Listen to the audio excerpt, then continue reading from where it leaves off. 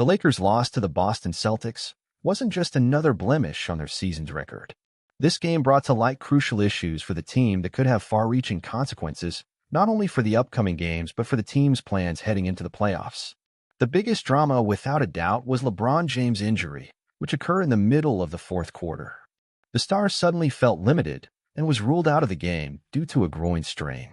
LeBron, as everyone knows, is not just the leader of the team, but also its main pillar. His absence is not only a physical loss, but also an emotional and tactical one. When LeBron is off the court, the team loses not only his unique ability to influence the game, but also the capacity to change the course of a game almost instantly. For the Lakers, losing LeBron, even for a short period, can be a devastating blow, especially considering the psychological impact it has on other players, the fans, and even the team's strategy. Right after the injury, rumors started circulating about how long LeBron will be out. Experts began speculating on the type of injury, based on his medical history. Back in 2018, LeBron suffered a groin strain that kept him out for several weeks, and this situation raised legitimate concern for Lakers fans, who feared a repeat of that scenario. While initial reports indicate that his recovery could take 1 to 2 weeks, the big question is, will LeBron return in time to help the Lakers in crucial games, or will his recovery take longer? It's important to remember that LeBron James is no longer the 25-year-old player who could bounce back quickly from injuries. Time is catching up with him, and LeBron is no exception. While he is still one of the best players in the NBA, his longevity at the highest level is being put to the test. The issue with a groin injury might not be serious right now, but any muscular problem with a 40-year-old athlete raises many questions about the future of his season. And as if LeBron's injury wasn't enough, there is another serious issue the Lakers need to face: the absence of Jackson Hayes. The impact of not having Hayes on the team is something that hasn't been discussed enough, but it should be.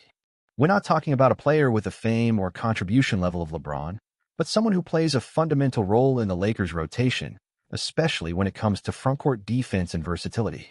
Without him, the Lakers face a significant gap in their roster, something that becomes even more evident when we look at the available options to replace his absence. Hayes, while not a first-tier star, offers a lot to the team. He is crucial not just for his defensive abilities, but also for his energy, mobility, and a variety of other essential qualities, such as rim protection and the ability to adjust to different playing systems.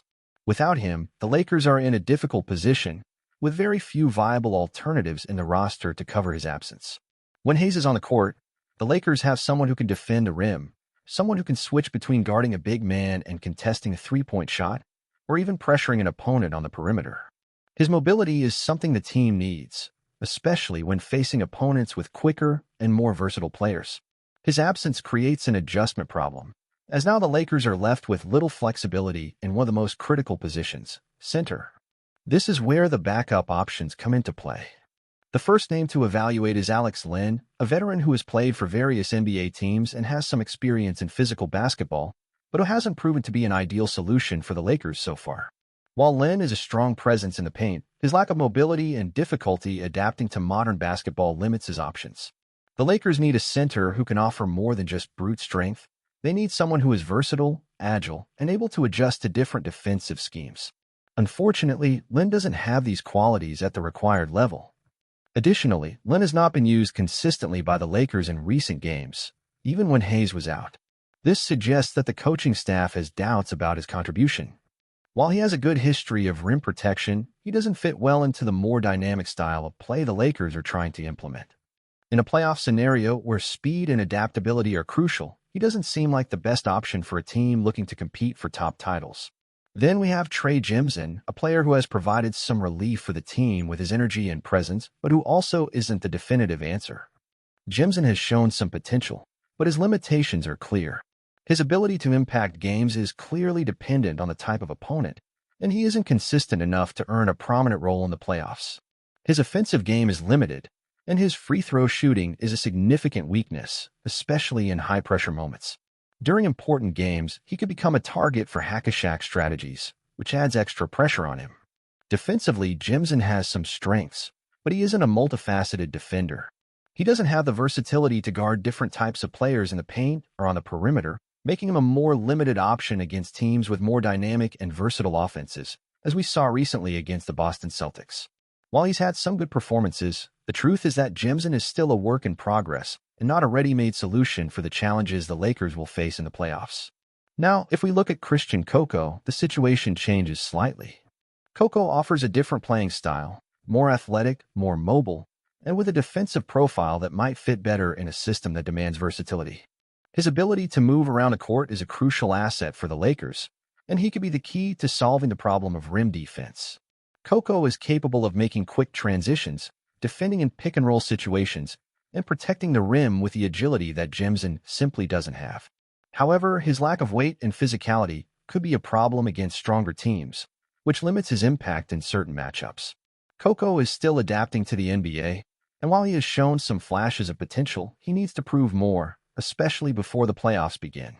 The team needs to see more from him to determine whether he truly has what it takes to play a significant role in the deciding games. Beyond these internal options, the Lakers could also look at the market and consider external reinforcements. One name that has appeared frequently in discussions is Moses Brown.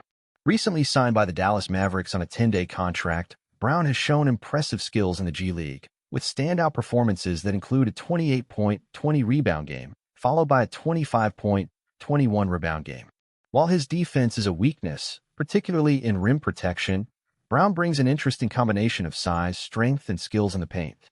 He might not be the definitive solution, but his versatility and ability to rebound make him an intriguing option for the Lakers, especially on a short-term contract that offers them more flexibility. Even if he's not better than Jimson or Coco in all aspects, his physical presence in the paint could be valuable for the Lakers, who need a long-term solution to cover Hayes' absence. While LeBron's injury is the most glaring concern, it's not the only factor that could derail the Lakers' season. The lack of consistency from other key players has become an ongoing issue. From inconsistent shooting performances to lapses in defensive schemes, the Lakers have not been able to string together a series of dominant games that would instill confidence heading into the playoffs. The playoff race is tightening, and the Lakers' margin for error is razor-thin. Each game becomes more and more critical as the season draws to a close, and with the uncertainty surrounding LeBron's health, the Lakers must find a way to step up their game. The team needs to discover which players can consistently perform under pressure, particularly in clutch moments, when the stakes are highest. The absence of Hayes compounds the situation further. He was never a marquee name, but his defensive presence in the paint and his ability to guard multiple positions made him a valuable asset for the Lakers. Now, without him, the Lakers have been forced to make uncomfortable adjustments, and opposing teams have taken advantage of their vulnerabilities. The front court has become a major weakness that they need to address quickly. One of the most concerning aspects of the Lakers' current predicament is their inability to develop a reliable bench. When LeBron James is out of the game, the team should be able to rely on their second unit to maintain or even extend the lead. Unfortunately, that hasn't been the case this season. The bench unit has struggled to find any rhythm, leading to a lot of wasted opportunities during crucial stretches. As the Lakers continue to navigate these challenges, it's becoming clear that their success may depend on the emergence of role players. Players like Austin Reeves, D'Angelo Russell, and Rui Hachimura need to take on more responsibility and deliver when the team needs them most. The problem, however, is that they have been inconsistent, and inconsistency is a killer at this stage of the season. A potential solution to the Lakers' troubles could be a change in coaching philosophy. Head coach Darvin Ham may need to adjust his rotations and come up with more dynamic strategies, especially when both LeBron and Hayes are unavailable. The Lakers can't afford to be predictable. They need to become more flexible and adapt to the different challenges each opponent presents. Without adjustments, the team risks being outcoached and outplayed, especially in a high-pressure environment of the playoffs. Another potential solution is for the Lakers to trade for another player, especially one who can step in immediately and contribute. While the team has been hesitant to make drastic moves, now may be the time for general manager Rob Pelinka to pull the trigger on a deal that could bring in a proven player to solidify the roster. The Lakers have assets they could move, and with the injury to LeBron, they may need to take a risk if they want to stay competitive. Even with all the uncertainty, one thing is clear: the Lakers have the talent to compete. Anthony Davis remains one of the best big men in the league, and players like Reeves and Russell have shown flashes of brilliance. But talent alone won't be enough if they don't find consistency and cohesion as a team. The Lakers need to prove that they can come together when it matters, especially in the face of adversity. The center situation is one of the most urgent issues the Lakers are facing right now. They need to quickly decide whether they will continue relying on their internal options or look for reinforcements outside the team.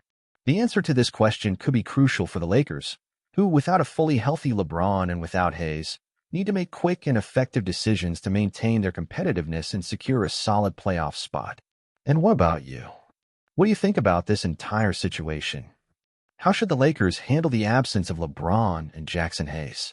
Should they rely on Coco, Jimson, or Moses Brown? Or should the team look for another player on the market?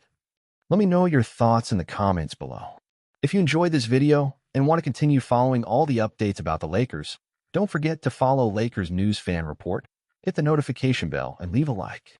Stay tuned for more analysis and discussions about the team, especially now when every decision could impact the course of the season.